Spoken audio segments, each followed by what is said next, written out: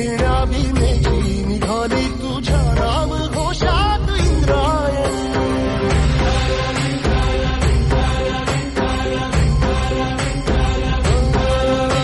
भिडे आसमंती ध्वजा वैष्णवांची उभी पंढरी आज नानावली. तुझे नाव ओठी तुझे रूप ध्यानी जीवाला तुझी आस गाला गली. जरी बाप साऱ्या जगाचा परी तू आमालेकरांची विठू माऊली.